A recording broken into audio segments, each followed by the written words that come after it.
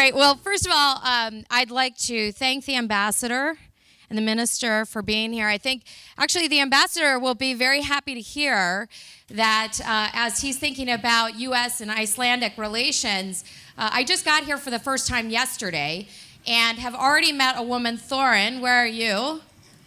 Where she's got, there she is, has a couple thousand women here in Iceland aspiring to be entrepreneurs and innovators. And I said, well, we're going to work together.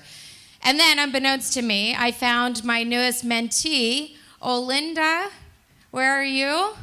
Tegolina? There she is. 15 years old, just won the Tech Girl of the Year for Europe. But it's really amazing what happens when you just travel and go into other countries. And in fact, that's how Bala and I met. We were both invited to be speakers in Holland, and Bala and I just got along great, and he said, you know, we really need you to come to Iceland. And here I am. So the point of that is just really take advantage of the relationships that you find and that you meet in places like this, because you never know where they're going to lead. I'm really into extraordinary opportunities. So let me set my timer here, and I'll tell you a little bit about what we're going to talk about. Hold on 2 seconds. Okay, let me put this on. Okay, there. This way I can... There we go. All right, I can kind of keep track of myself. All right, so I think part of the reason that I was invited to come here, I'll give you a little bit of background on myself, and then I'm really hoping that what I can share with you today will inspire you on your own journey as entrepreneurs and innovators.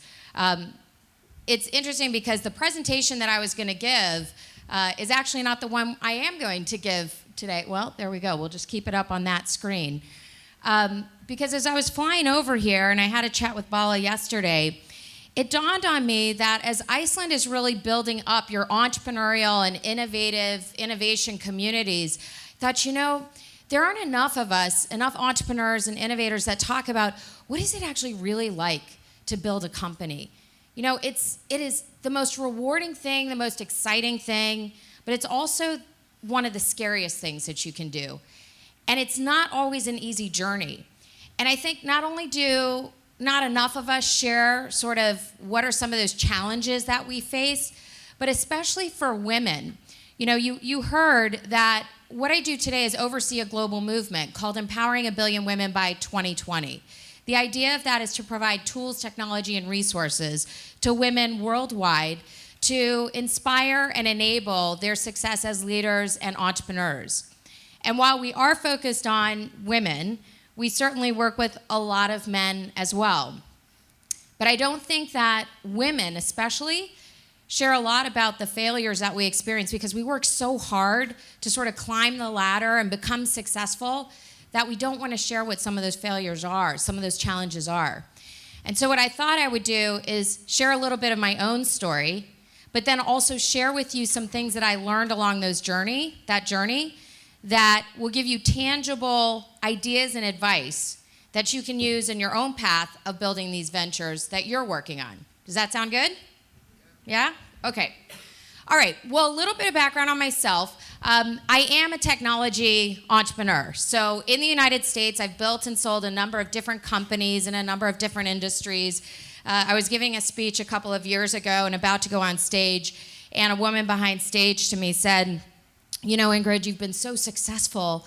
I'm not sure a lot of the people in the audience can even relate to that level of success. And I was so glad that she shared that with me, because just like today, it changed up my entire presentation. Because while I have built a number of companies, so data mining, data analytics, social media, 2 green energy companies, I spent the last 3 years as the first entrepreneur in residence for Dell, working alongside Michael Dell, overseeing entrepreneurial initiatives globally for the company. And I set up a $100 million fund, which ended up generating $1 billion of new revenue for Dell within 3 years of launching our initiatives. And as of last week, just put Dell in the #1 position in terms of large companies for entrepreneurs, which when I started with Dell now 4 years ago was not the case. But a lot of really wonderful successes, things that I'm very proud of, but it was not always that way. And so I thought I would share this one story with you, and that is about starting my first venture. So as I was getting going on my first venture, my first data mining, data analytics venture, I had come out of business school. This is now many years ago. I was in Austin, Texas, and I really wanted to build an internet-related company. So I'm now dating myself. But when I was building my first company, it was during the dot-com boom. And everything was getting funded then. Like, you could draw a sketch on a napkin, and it was getting funded. And I thought, well, if all these people are building these companies, surely I can build a company too. And coming out of Austin, Texas, this is the home of Michael Dell and Dell Computers. So I graduated from business school, and at the time that I came out of school, the internet, unlike today, was still a pretty challenging place to try to do business on. It was hard to kind of navigate your way around the internet. Does anyone here, and I'm seeing a lot of young people here, but raise your hand if you remember Pine systems for email. A few of us older folks in the front row remember Pine. It was pretty tough stuff. So we're like talking DOS systems. You guys know DOS, right? Like back in the day. So this is what the internet was like, and I felt like, what if I could create a system that would make the internet an easier place to navigate around?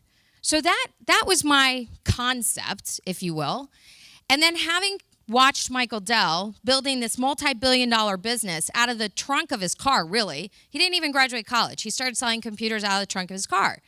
And he built this billion-dollar business. And I thought, well, if he can do that, I can do that. So I literally started a business with the idea of, how can I create a piece of technology that'll make the internet an easier place to do business? And how can I build a billion-dollar company? Might as well shoot for the moon, right? Well, here's what happened. So I knew I was going to need help in doing this, and I knew I was going to need a mentor. And ideally, I would have loved to have Michael Dell mentor me, but he was kind of busy at the time. So I thought, well, who mentored Michael Dell? Who was his mentor? Maybe I could get that guy. Well, long story short of it, the guy who actually mentored Michael Dell was a gentleman named Dr. George Kosmetsky. So he, turns out, was the benefactor of the business school that I had gone to school at. So remember I was saying, like, take advantage of opportunities like this. You never know who you're going to meet. So I happened to go to the business school that this guy mentoring Michael Dell was the main funder of, right? So it dawned on me, I was like, well, gosh, I know that he doesn't have any company in his portfolio right now run by a woman, and certainly not a billion-dollar company. He had Michael Dell in there and a bunch of other guys in there, but he didn't have a woman in there. So I went and I talked with him. I scheduled a meeting with him, and I shared with him, I'm not quite sure how I'm going to build this venture, but I'm convinced that if I just focus long enough, I can create a technology application that'll make the internet an easier place to interact around. But I want to build $1 billion idea. And think about, are you raising your hand to me? Okay, I saw somebody in the back raise their hand. It's like, wow, Christians already, I love it. Okay. So I said, but I want to build $1 billion idea. And so here's what Dr. Kosmetsky said to me. So when I asked him to be my mentor, at the time that I asked him, he was in his 80s, okay? This is a guy who is a self-made multi-billionaire, grew up poor as dirt, literally with holes in his shoes. His family could not afford to buy him shoes. He was a self-made guy in his 80s, and he was still working around the clock even into his 80s. And he said, now, Ingrid, I will take you on, but under one condition. And I said, well, what is that? And he said, you have to come and pick me up at 4 o'clock in the morning, take me to my favorite restaurant, which, by the way, was like the most greasy spoon restaurant ever known to man. Like, the guy could afford to eat anywhere, but he loved this greasy spoon restaurant. So you got to pick me up at 4 in the morning. I'll mentor you until 6. And then you got to get me back to my office at 6, because by 6, he was getting on one of his 5 private jets, literally, to fly around the U.S. and go check on his investments. So he said, is that a deal? And I was like, oh my gosh. I was like struggling to get out of bed by like 8 or 9. But I was like, of course. So this is our deal. So that's what happened. I started working with him as my mentor. And the first month, so literally I was just researching the internet, and I was studying different technologies, and I was studying different processes and trying to figure out how can we develop a technology application that's going to make the internet an easier place to do business. And in that first month, I thought I had figured it out. And I went to him and I said, Dr. Kosmetsky, in that first month's meeting, we met every month. And I showed him the idea, and I said, Dr. K, I figured it out. And he looked at that and he said, my dear, that's a great idea, but that is not the $1 billion idea, okay? So month 2 starts rolling along. And as an entrepreneur, I needed money, right? Like all of us do. So I started picking up little consulting gigs, and then I started using that money to hire my friends to see if they could help me figure this out. So I was hustling, right? Like entrepreneurs do, trying to build this idea, trying to come up with this technology application. And in that second month, I was like, I have definitely figured this idea out. I've totally figured this out. I figured out the system that's going to make the internet easier to work.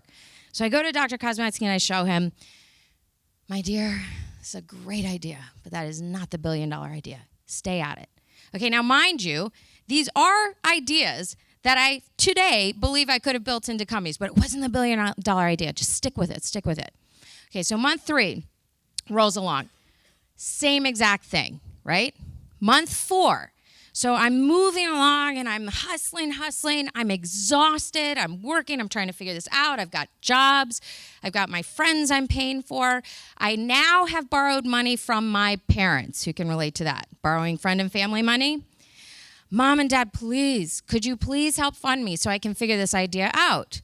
Okay, so month 4, I go to Dr. Kosmetsky. Let me do a time check. And Dr. Kosmetsky says the exact same thing. My dear, great idea, but not the $1 billion idea. Month 5, month 6, month 7th goes along. Okay, so now by month 8th, I am completely exhausted. I'm wiped out. I've not clearly figured out this $1 billion idea, and I need some other funding. And so I start talking to some investors. Dr. K says, I haven't figured out this $1 billion idea.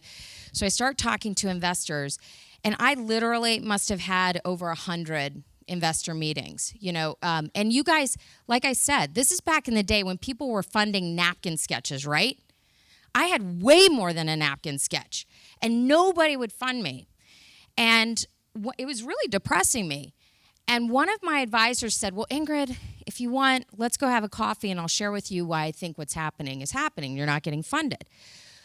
So we went and had coffee, and my advisor says, Ingrid, you don't look like, act like, sound like, or talk like any of the entrepreneurs that these investors are used to funding. And frankly, not only do I not think you're going to get it done, but candidly, I think you would do yourself a favor if you would just basically pack it up and go get a real job. In that moment, I thanked him. I never admitted to him then, but I walked out into my car. Literally, I would never admit to anybody back then either, cried my way home. I was like, you've got to be kidding me. I've been working this hard. Everybody else is getting funded. Now I'm not going to get funded because of how I look or act or whatever. Like, that's what's really going on here. Well, entrepreneurs, we have to be hustlers, right? And we have to be fighters. So I went home and I was like, well, if that's how it's going to be, I can play that game too. So I literally cut off all my hair, stopped wearing dresses, bought dark blue business suits, stopped wearing makeup, bought a pair of glasses, and I tried to man up. And I was like, all right, I'll be like one of the guys. If that's how it's going to be, I'll be like one of the guys. I can do this. Well, that was horrible because now I look just terrible. I looked ridiculous. And on top of that, I completely lost my confidence. And I don't think I mentioned, or maybe I did, but the number one reason for women that we don't start, grow, or scale our businesses, and this is true for a lot of entrepreneurs, men and women, but especially for women, it's not money, it is lack of confidence. So I had totally cut out all my confidence. And in that moment, I got backed against a wall, like figuratively. I'm backed against a wall.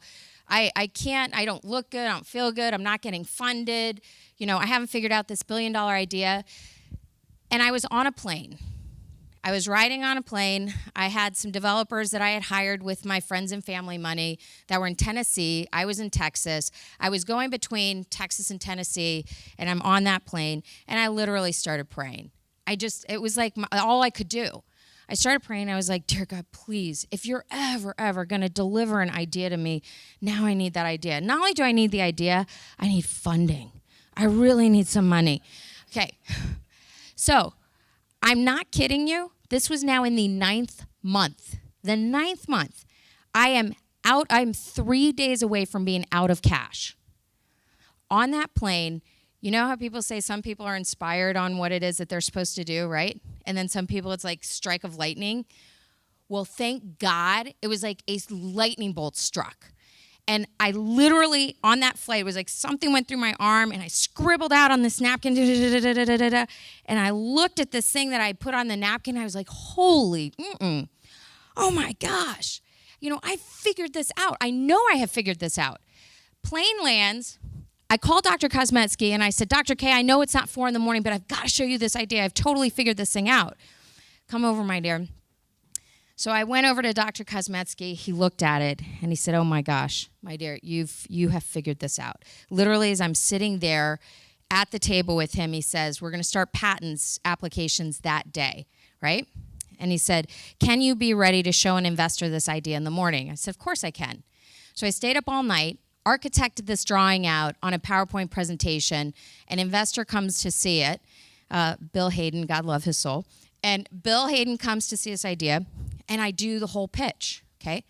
And Bill Hayden says to me after, shakes my hand, and he says, thank you very much. A very nice presentation. I'll be in touch. And he leaves. And one of the guys that was with him, I said, what just happened? He saw the $1 billion idea. Or is he going to find what's going to go on? He goes, let me give Bill a call, and I'll call you back later. Gives me a call back later, and he goes, Ingrid, I have good news and bad news. And I said, well, what is the news? And what do you want first? What's the bad news? He is not going to fund your venture. And I'm freaking out. I'm out of cash. I figured out the $1 billion idea. And I said, well, what's the good news? And he said, well, the good news is he wants to buy that napkin sketch for $2.5 million.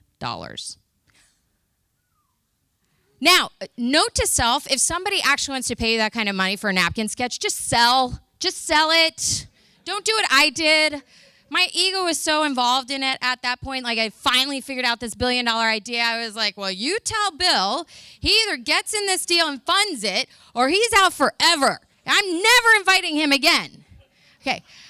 Next day, Bill shows up with a $250,000 check. And that kicked off my first venture. And right after that, and I told you, I was being mentored by a multi-billionaire. And what I realized in that process, though, was he wasn't writing me a check. He knew I needed the money. I wasn't going to ask, he knew I needed the money. He wasn't writing me the check. Why wasn't he writing me the check? Because he wanted to see if I could walk through the fire. He wanted to see if I would have what it took to be a successful entrepreneur. Because the number one thing about being a successful entrepreneur is how many times can you get knocked down, learn the lessons, and get up and do it again, and do it again and again and again until you figure it out. And then the key is you got to pay it forward. You got to help other people. Hence why I do Empowering a Billion Women by 2020 now. So Dr. K, after I got that first $250,000, Dr. K came in, then he started bringing in his friends, and I ended up with the same investors that came in behind Dell. Now, granted, Michael and I would have a joke about it because clearly Michael Dell wasn't working for me. I was working for Michael for the past 3 years. But we did get it done, and I raised about $7 million in that first round. And then we ended up selling the company. We did not make any money on that venture because the market crashed. The idea that I developed was my first patent was I developed what is now like old school stuff, real-time personalization for the web. So you go and it's like, hey, Jerry or Allison, it's nice to see you. I saw you like this. You might like this. One of those first applications was something that I had architected. So that was my first deal, my first patent, first company. But oh my God, I thought I was going to die. And I tell you what, one quick story after that, because I need to wrap this up. But it was after, so that company sold. I went and built another company, sold that to a company called SAIC. Then I went off and built my third company. Well, tried to build my third company. And I'll just tell you right now, in that third company, I had built up so much confidence, like I knew how to do this, that I put all my money into that third company and I wasn't listening to all the advice around me. And I ran the company into the wall to the point where I literally lost everything and became homeless. So there was a period of time in my life that I literally was homeless. I have to tell you, I had great parents who, now that they know the story, they're like, why didn't you come home? Well, yeah, and I could have gone home, but I was too embarrassed that I had finally made it as a woman, as an entrepreneur, that I wasn't going to admit that I had screwed up so badly I lost everything. And in that moment of losing everything, I also learned that it is so critically important that you surround yourself with like-minded people, hence why we're all here, who understand what it is that you're trying to do, but not only understand that, will figure out, remember I said, how do you pay it forward? How can they help you be successful in what it is that you're trying to do? How do you help one another? How do we help each other be successful? Because it was a friend of mine who said, you don't have to tell anybody that you've lost everything. You are homeless, literally living out of your car. Come live with me in our house. You can rebuild, and you can fake it till you make it, and nobody needs to know. And after having about a week of drinking way too much wine and being balled up like a kid in bed, not wanting to get up, I finally pulled myself together and said, my life is either going to be defined as a failure or my life is going to be a journey. And one day, all of this will mean something. All of this, when I knew back then I really wanted to be a global entrepreneur, that one day, all of these lessons were going to pile up and be something that I could pay forward and teach other people. And that's what's happened today. So I want to leave you with just a couple of things in terms of lessons learned. So number one, those lessons taught me the critical thing. I mentioned what is the critical thing about being an entrepreneur. But the key to being a successful entrepreneur, the number one thing you can do is find yourself a mentor, okay? And the thing to remember about finding yourself a mentor is something that, and I usually spend literally a half day coaching women through this, but I'll just leave you with, how do you secure a great mentor? It's how you secure any great deal. And I call it the mentor mindset. And the mentor mindset is, how is what you are doing today going to be in service to the person that you'd like to be your mentor? How do you help them achieve their objective? How do you be in service to them? In my case with Dr. Kosmetsky, I knew he wanted a woman in his portfolio that he could point a finger at and say, she graduated from my school. See, our school's really good. You know, I knew he wanted that. And if I could be that for him, I would get to spend time with him and he would coach me. And that's exactly what happened. So the mentor mindset, don't think about what exactly do you just need, not about yourself, but how do you serve somebody else? How do you use your gifts? How do you create your business to be in service to somebody else? Okay? And then that's how you get them to spend time with you. The second thing, and this is critical, is what I call the Dealmaker Mindset. So literally, if you're not writing this down, like write it down. I promise you. You need to know, like this is critical. The Dealmaker Mindset is this, okay?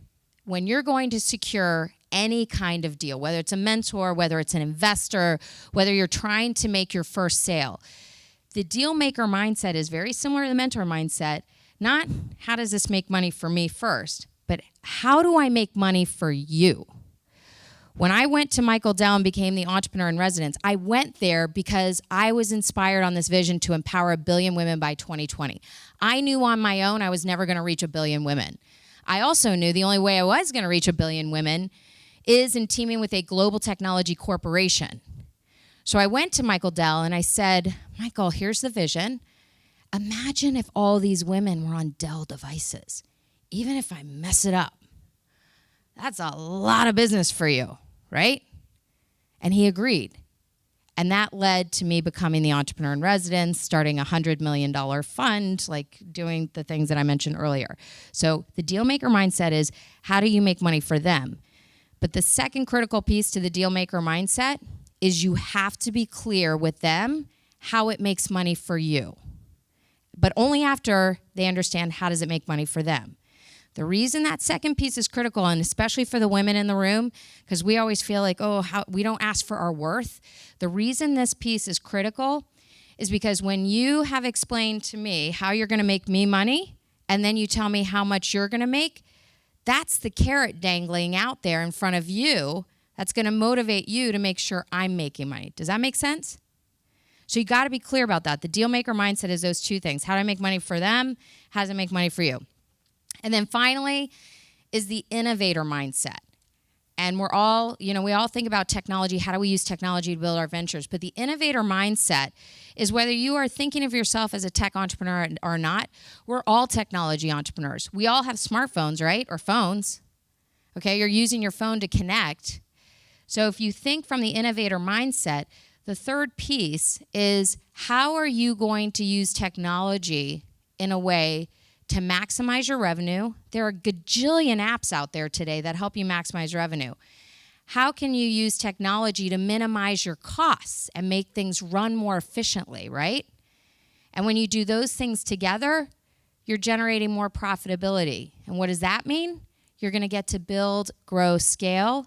And for your investors and partners, you're making all of them more money together.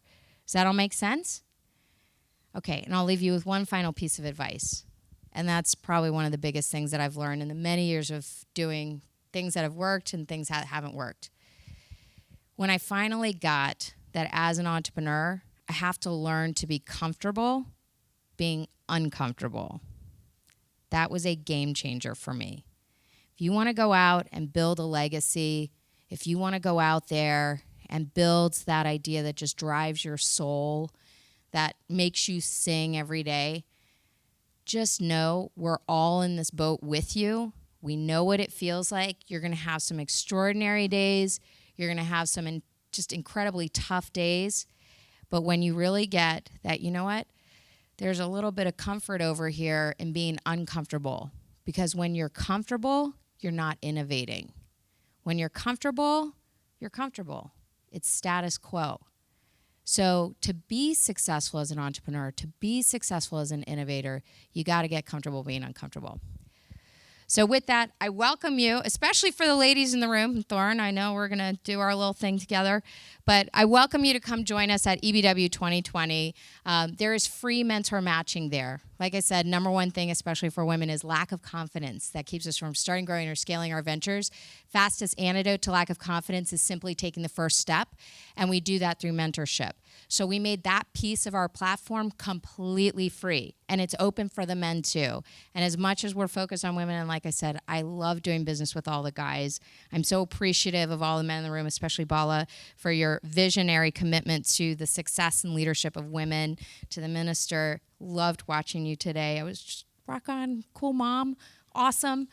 And so thank you very much, and I'm really excited to be here with you all today, and definitely excited about our future together between the U.S. and Iceland and all the things we're going to do together. So thank you very much.